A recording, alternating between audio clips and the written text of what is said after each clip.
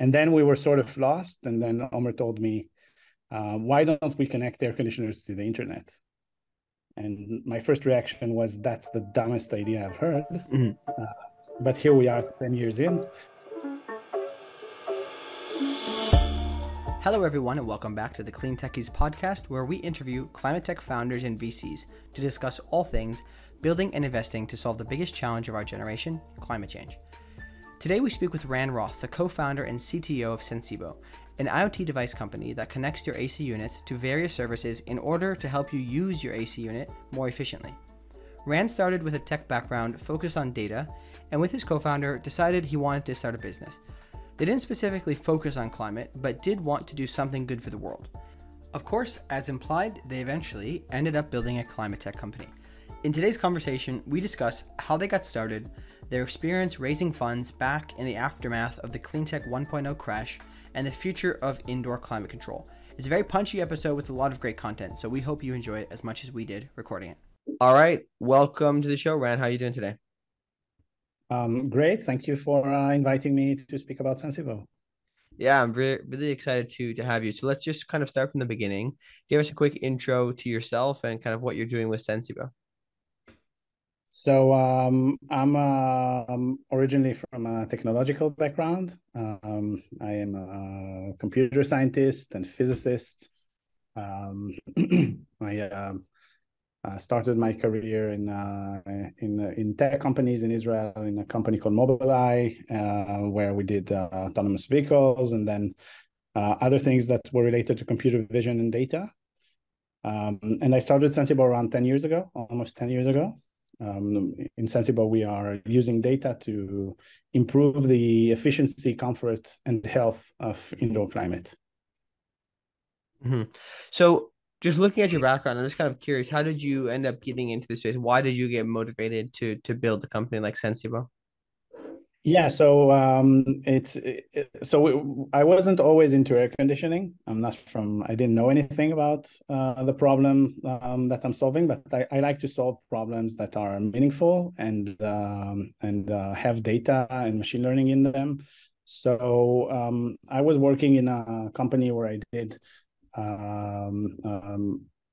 algorithms for ads. And it felt kind of, and then we were bought by Yahoo.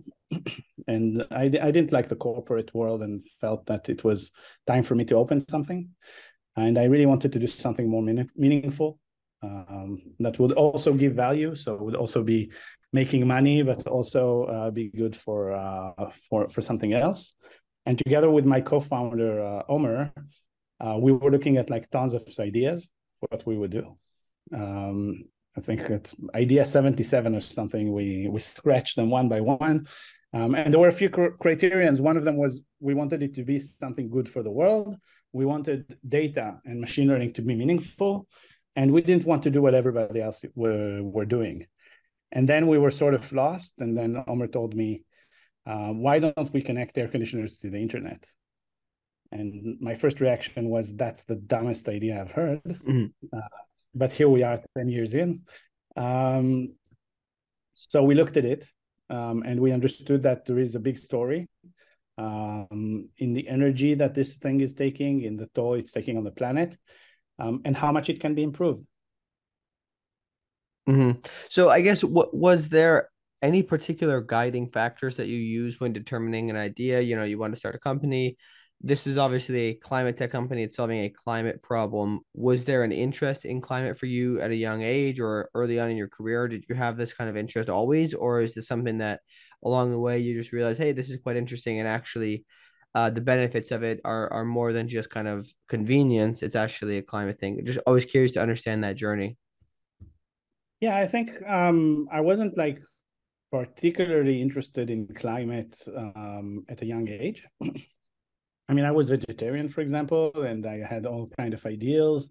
So I was quite idealistic, but one of the things that happens to technical people is we tend to be very sort of data driven, and then that creates sometimes a little bit of sarcasm. But behind that sarcasm, I was always, looking to do good things. And then when I read about climate as a physicist, I did my first degree in physics and math. So I was very interested in the physical world and how we affect the planet, mostly from a data perspective. So I think a lot of things that are missing also today in the conversation is to be very methodological, because it's such a complex issue and it has so many factors. And I think that was something that I always wanted to understand more. And it wasn't the only thing. We weren't looking necessarily to open a climate company, but we wanted it to be something good, like to make people's life better. So I guess like maybe 50% interest in climate and then 100%.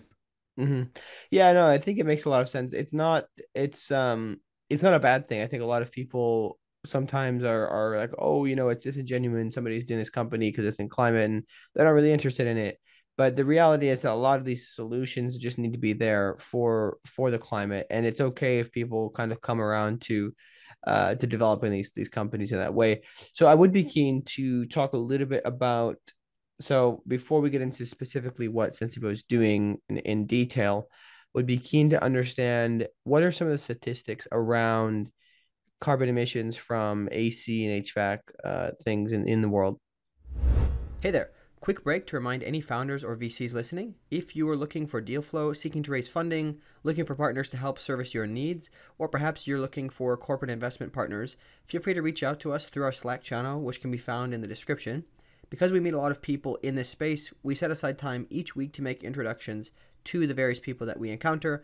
This is something we do free of charge in order to help these incredible companies solving climate change to scale. Looking forward to hearing from you in the Slack channel. Yeah, so let's start from the big number. So the big number is that around the third, 33% of the energy that we produce goes into cooling and heating of spaces. Now that's a huge number, and to put it into perspectives, it's almost twice as much as the energy taken by cars. So it's a lot of energy. We usually think of energy as something moving things, like airplanes. Airplanes, by the way, take around 2 to 3% of the energy. But actually, just making ourselves comfortable is one of the greatest energy consumers and CO2 emission producers. So that's where we come from. And then when you look at cooling and heating, so a lot of it is heating, but cooling is also growing and is going to actually pass heating.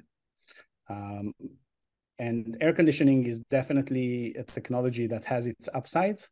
I mean, when you look at places that didn't have air conditioners before, a lot of things were bad in these places. I mean, when you look at crime rates, everything, corruption, everything goes down once you have air conditioning. It's quite natural, right? But there is also research backing it up.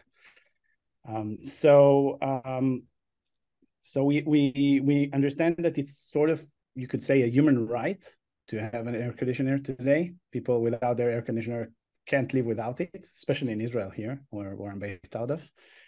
But on the other hand, it's a big problem for the environment. And today there are around 1.5 billion air conditioners in the world. And they are together emitting a growing amount of pollution. And the thing is that, and CO2. And the thing is that we know that the world is also warming up. So it's like a vicious cycle where you put more air conditioners and then you heat the world even more. Sorry, did you say that there was a specific number in terms of the air conditioning specifically that is emitted and in terms of the total carbon emissions globally? So out of heating and cooling, around 7 to 2%, like around 20% out of the heating and cooling is today going to cooling, and about 80% goes to heating. But in about 20 years, it's going to be reversed. So there is going to be more energy even going into cooling, and that's because the world is heating up, and also because in a lot of places that are growing economies, people are installing more and more air conditioners.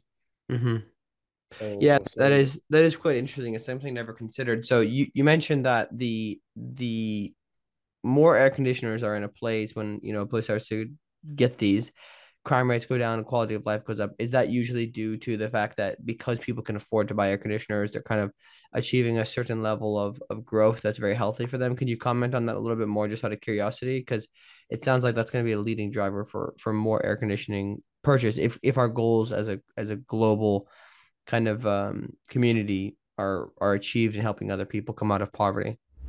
Hey there. Are you building a climate tech business and looking for very specialized talent? Consider reaching out to our sponsors, NextWave Partners. NextWave are experts in talent acquisition, recruitment, and retention across the climate tech, renewables, and ESG spaces globally. So if your team is growing or you're looking to make a career change yourself, feel free to reach out to NextWave at next-wavepartners.com or reach out to one of their consultants directly via their LinkedIn page. yes, definitely. So first of all, it's not just that people who can have more money buy ACs. The reason they buy ACs is because AC is something that I don't know if you've been to a very hot country in the summer, but it's really hard without an AC. And the reason why air conditioners are proven to reduce violence and to reduce corruption is because people just can breathe. It's really simple. It's very basic for all of us. So on the one hand, it's, you would say, a human right, like getting out of poverty, being able to afford an air conditioner. On the other hand, we have a big problem that's growing because people have more air conditioners, and then the world is, there are more carbon emissions associated, and eventually the world is heating up more. So we need even more air conditioners. So it's like a problem because you can't live with it, you can't live without it. I think that our goal is to use technology, data, and machine learning to improve our life and the future of the planet at the same time. And this is like a classic problem. Yeah, okay, makes sense. So with that, I think let's get into a little bit more of the technology. So in particular, what exactly, in very simple terms for non-technical people, what is Sensibo doing? Are they building their own air conditioners? Are they interacting with existing air conditioners? Explain that for us and how you're actually making an impact. Yes, so we have a device. Our main device is a controller that can be installed by anyone. So it's a do-it-yourself controller that turns disconnected, regular, so to say, dumb air conditioners into smarter air conditioners that are connected to all the data that you have on the internet, that they learn your habits, they get more sensors, and then they make smarter decisions. So it's a really simple installation process. We don't manufacture our own air conditioners. We're not an air conditioning company. We're primarily a control, sensing, and data company. And so when you install these kind of sensors, what are the benefits of it? How is it reducing the actual carbon emissions? What are the key data inputs that help kind of measure it and keep this lower? Because if you're working with existing technology and we're not seeing, for example, a step up basis in the efficiency of these air conditioning units, then what is your technology able to do, and how are they able to actually reduce that total emissions? So I think you should first consider, and when I was started Sensibo and I started realizing how I'm using my air conditioner. So the first thing you should consider is ACs are pretty efficient already. Okay, they are pretty efficient machines, and you have the laws of thermodynamics that tell you that you can't be much more efficient than that. Okay, you can be, but not by much. And at least the new ones are very efficient. The problem is not with the AC itself, but the way we control it today is almost criminal. The fact that you have an air conditioner that only has a temperature sensor, one temperature sensor located inside the unit, it's like being blind to the environment. And we know that with data, we can save 20% on average in air conditioning energy use, and by extension also of CO2 emissions.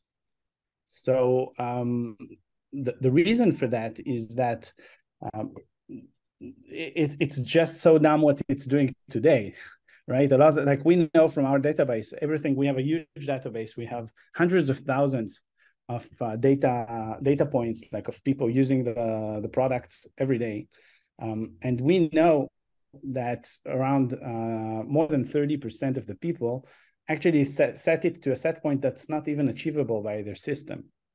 So the first thing we give you is we give you control. So you can control your unit with your phone, from your computer, from your smartwatch.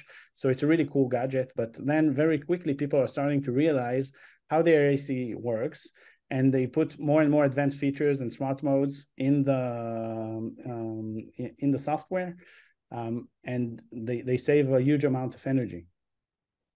Yeah, I mean, I think this is actually quite interesting. Right now in New York, we've got this time of year where it's actually really pleasant in the evening. It's quite, like 60 degrees or so, 50, 55 or something. And during the day, it's very warm, but I tend to be not home during the day. And I'm like, okay, if I'm not home during the day and I leave the windows open, by the time I get home, it's going to be very hot. So, like, how could I maybe instead of leaving my AC on all day, which I don't do, I tend to just be like, okay, I'll just endure it when I get home. I'd rather maybe 30 minutes ahead of time have it turn on and get the room cool down.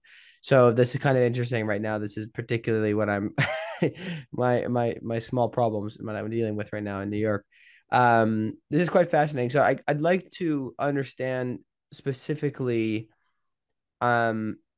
I guess once you started building the company, so this does have a hardware device component plus kind of the software side of things, correct? Yes. So it's a small device. It's about the size of my palm, and Mm-hmm. you can put it anywhere in the room. Okay, got it. And then that will just kind of link up with your air conditioning unit and your connected internet, so you have kind of virtual control of it.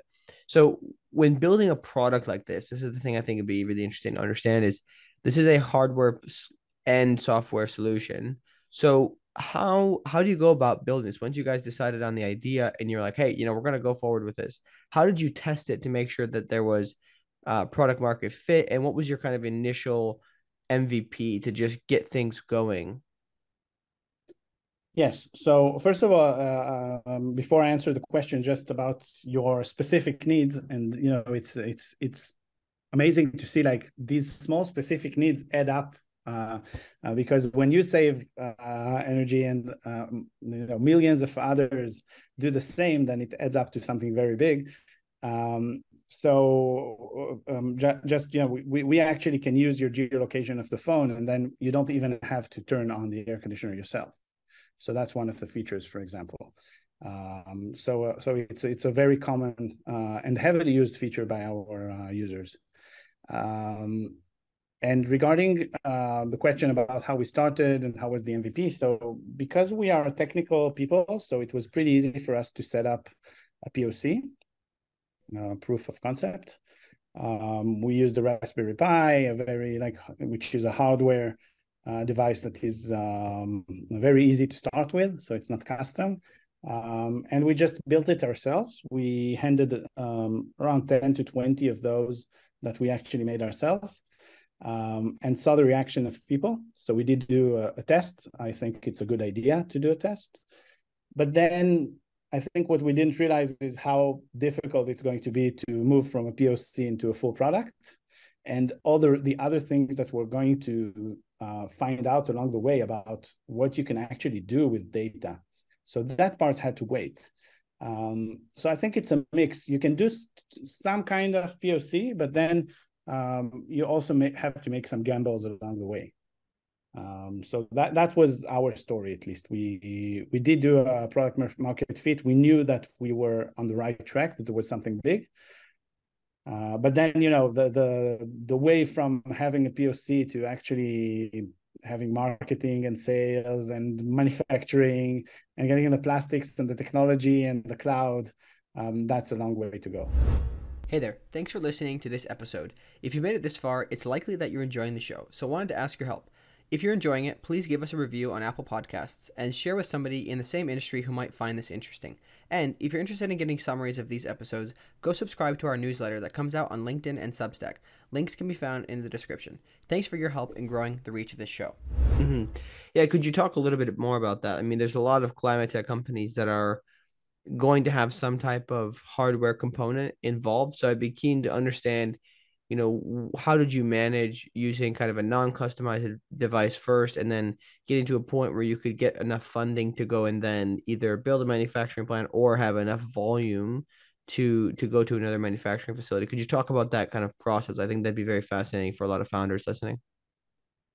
So first of all, I guess it depends on the company. We are lucky to have a device that's relatively not too complicated. Of course, if we're doing direct carbon capture or something like that, that's a different story. In our case, what we did was we really did a lot of the things ourselves and made sure we actually understood the technology. We understood, like I didn't know anything about hardware before starting, so I had to read a lot, to ask people, and then to be very mindful of the budget, because we actually started with a very low amount of funding. But yeah, but it is a challenge, definitely, to get it right.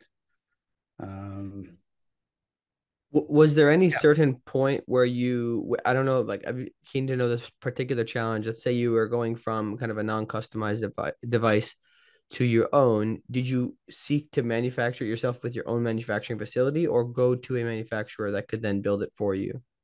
No, it usually doesn't make sense to own a plant unless you're Mm-hmm. Tesla or something. You're so big that it makes sense. But at Mm-hmm. low volumes, it always makes sense to use a third party, what is called contract manufacturer. Mm-hmm. So that we even today we don't have our own manufacturing Mm-hmm. facilities.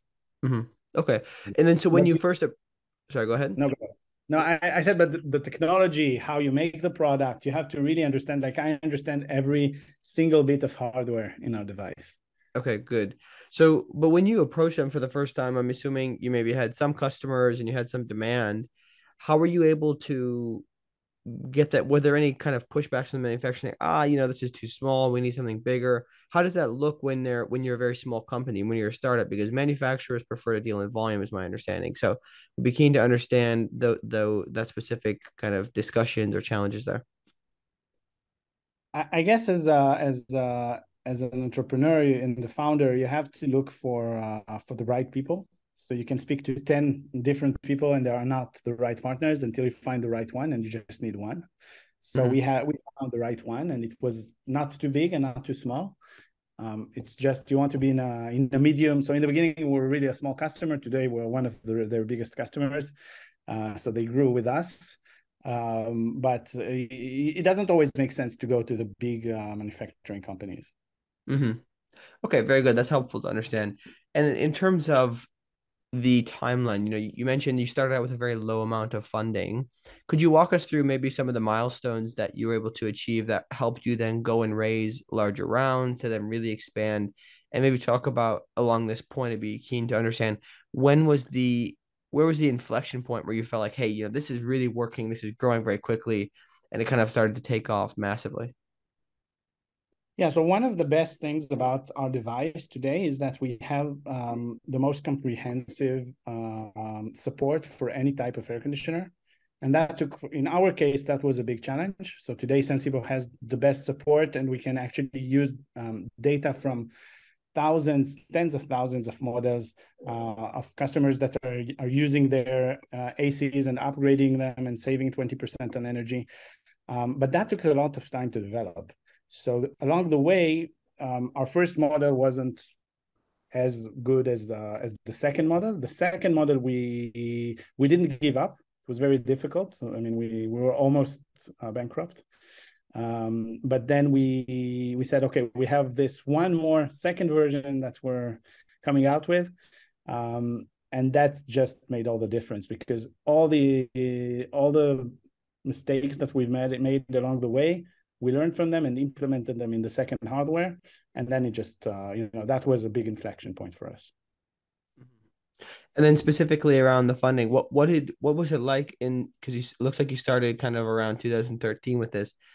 Climate tech wasn't exactly necessarily the biggest topic at the time, especially probably in Israel.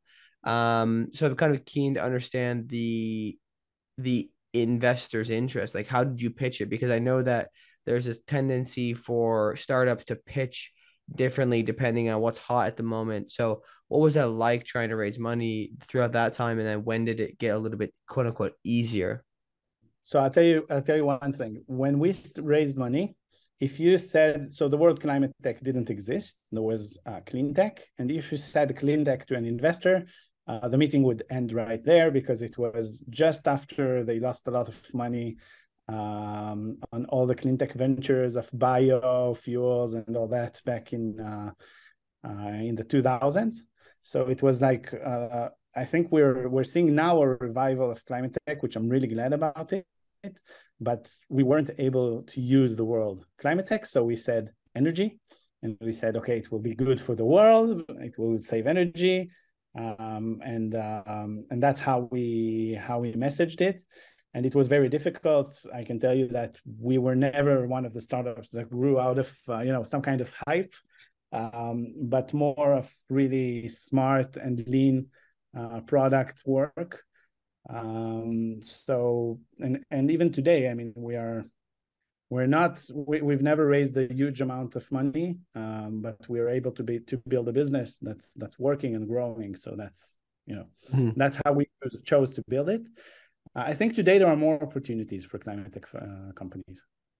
I think it's quite interesting. You mentioned you didn't have to raise a whole lot of money. I think this is something we're seeing right now, with venture firms having difficulty raising money actually. So there's a lot of money raised in the past few years, and now the LPs are tightening up. So it's actually quite interesting. I didn't ask this yet, but what is the financial model? Is there a component that's kind of an ongoing recurring revenue somehow? Or are you just selling the devices? What does that look like, and how does it kind of play into being able to bootstrap it in some ways? Yes. So first of all, there is a one-time sale for a consumer who buys the device, and in that device there are already like a huge amount. There is a huge amount of features, very complex, that are given with the price of the device forever. And then there is an opt-in subscription for consumers. Also, we have a special offer for businesses where they can deploy thousands of devices or hundreds or thousands of devices in their premises, which is also a different model of licensing. But basically, like we have this one-time sale, then opt-in subscription. The opt-in subscription is more about more advanced energy savings and more smart modes that are available. I think the able to get a lot of people don't talk about it because everybody's talking about recurring revenue and all that, but a lot of the important things for a semi-bootstrapped business like Sensibo is actually getting the money back fast so that you can put it back into work. And actually, that model works better with hardware sales. So there are a lot of things that are complicated with hardware, but you have to use the advantages that you do have. So if you have a hardware business, think of the advantage you have. You get a lot of money up front. Yeah, that's actually a very good point. Something I didn't necessarily consider. One thing I'd be curious about is there's a lot of companies out there trying to work with utilities to help manage peak demand and things like that. Is there any aspect of what you guys do that interacts with the local utilities to try to do that? I know those are very difficult and you have to develop those partnerships on a regional basis, but is that another aspect of how your software works? Yes, we're working with dozens of utility companies in demand response programs and also energy management. We help their customers save 20% on energy, and at the same time, it's not only about saving energy; it's also about managing it. And as you mentioned, when the demand is high, sometimes the CO2 emissions, you actually have to open a backup to turn on a backup facility. And at that point, you can save a lot of money and a lot of resources and a lot of CO2 emissions. So we're working in partnerships with such companies. Mm-hmm. So with those companies, is there a specific revenue model that you're able to derive from that, or is it mainly that partnering with them helps you to then get kind of a channel to sell more devices? What does that typically look like, and any advice to founders pursuing these types of utility models because they're notoriously difficult to work with?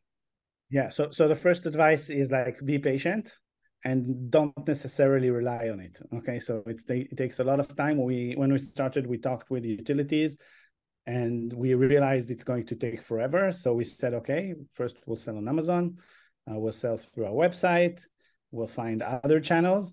But then when we waited more and we talked to them, then it takes years, but eventually it comes.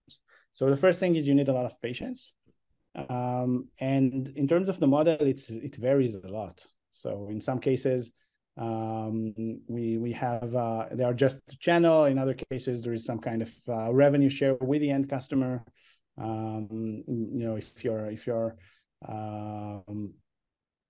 If you decide to close your AC in peak time, you're getting some kind of reward, and we get some reward. And then the utility company, of course, gets their own value from this. But also, we are also working with helping these companies, and I think that's another advice I could give. A lot of these companies are looking for more connection with customers. And we have like a lot of good connection with the customer, helping them save money, save energy, be more comfortable, all the benefits of our devices. We also have air quality sensors, so breathing better. So we have a very high engagement with our users. Mm-hmm. One thing I'm curious about is this air quality aspect. Something it's come up on the show once before, and I'm just kind of curious since you've been doing this for a while. Do you have a lot of data that you're able to kind of sort through and see once a home has higher air quality? Are there a lot of health benefits that are very immediately noticeable? Do you have any data on this that you've been able to collect over the years? Yes. So first of all, air quality, we see it as part of indoor climate. Okay. So it's another aspect of how we look at indoor climate, and it's very related to air conditioning because you probably heard of, or you maybe experienced, I hope you didn't, but of air conditioning sickness. Air conditioners are responsible for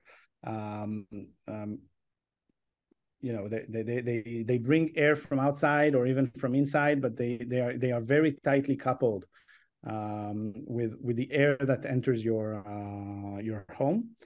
And in terms of the effects of pollution, so they're pretty devastating. And we usually think of pollution as something that is bad outside, but actually inside it's much worse. So we see a lot of effects about air pollution. We have, for example, we know when you should change your filters. People who change their filters suddenly feel much better. We also have air quality monitors. So we see a lot of effects and people reporting that they're feeling much better. Some of the things, by the way, you will never feel it until you're very old. Around 1 in 10 people die from the effects of indoor pollution. But usually that happens when you're old. Yeah, I think it's something interesting that I've thought about a little bit because I have this desire to live to an older age. I think that younger people have a pretty high likelihood to live beyond 100 because of medical advancement. So I'm just kind of have thought about this a bit, but it's difficult as especially as a young person to think about, oh, like I need to be really careful about every decision I make now because maybe I don't notice it now, but I'll notice it later, right? So maybe I should take it easy when I'm playing soccer or whatnot. But that's it. That's an interesting point. I am kind of curious about this. I'm curious, and maybe you have some thoughts on this, but I am curious if there will, or when I should say, when insurance companies will get involved with saying, okay, kind of like, what is your, let's measure your air quality at your home to make sure, like, we know, we can measure some of these things and put it into the amortization model. So it's kind of interesting to me. One other thing I'd like to go over is talent acquisition. So this is a type of business that largely is kind of like you could look at it from a pure technology perspective, but also has that climate aspect. What have you done to kind of attract talent, and what has that been like? What has that experience been like? What do you look for? So I think that climate excites a lot of people. A lot of people, and that's the first thing I think about talent. I want people in my company to be really aligned with the mission. So, and it makes a lot of things easier when you have a mission, and it's a huge advantage because you have so many disadvantages versus, the Amazon and Googles of the world. But when you have a good message and a good product, I think it attracts the right talent and the best talent sometimes. So I think that's the first thing, to be a mission-oriented company. And so when I tell people, hey, about the stats I just gave you and about how we're saving people energy, the first thing that we do is we give them the product. Hey, try the product, and they come back and they are already sold sometimes. So it's really nice.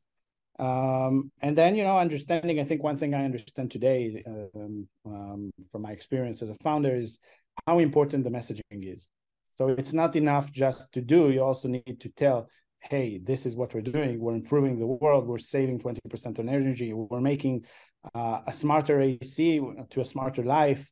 So this message resonates with people. And I think that's... Mm-hmm.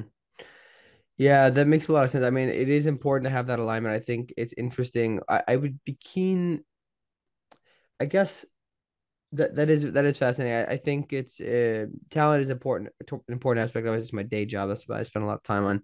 But the alignment bit that you spoke with is usually the first thing that people mention. So I think there's perhaps some people could stand to practice on improving how they are positioning their brand, because depending on how you position it will attract certain talent as well as certain customers, right? And potentially as well the value aligned investors. It's just a very common theme that's come up.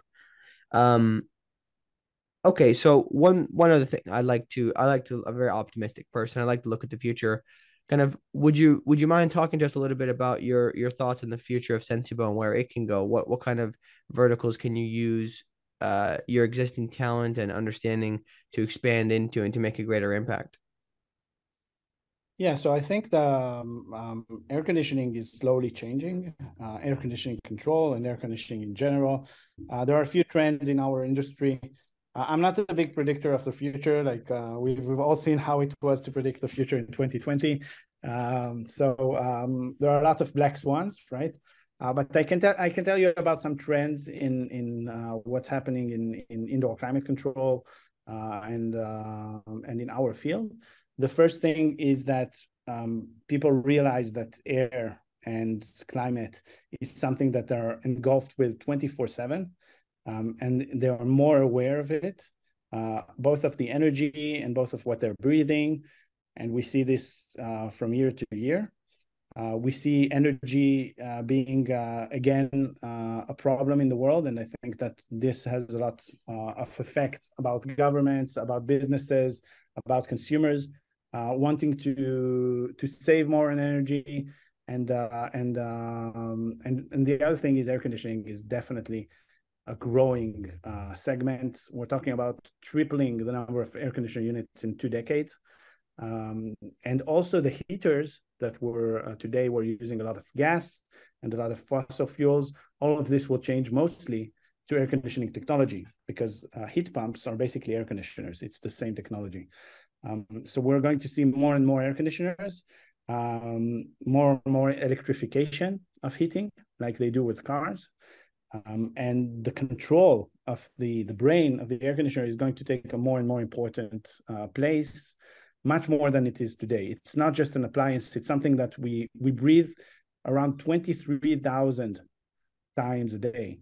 So it's like probably the thing we consume most is air, and we feel temperature every day, all the time. So it's something that's really people are being more aware of the quality of their air conditioning and of their air. Yeah, I think it is something I feel like is becoming more recognizable. There's just this is just one small example. But it's now been my Amazon Alexa will tell me if there's air quality warnings in New York, right? Whereas like I don't recall this ever happening in the past, right? It's something that they've added. I'm assuming with the intention to try to add awareness or raise awareness of these types of things. But I do think it's important for people to be able to kind of have that tangible feeling of it and understand it slowly for true change to happen.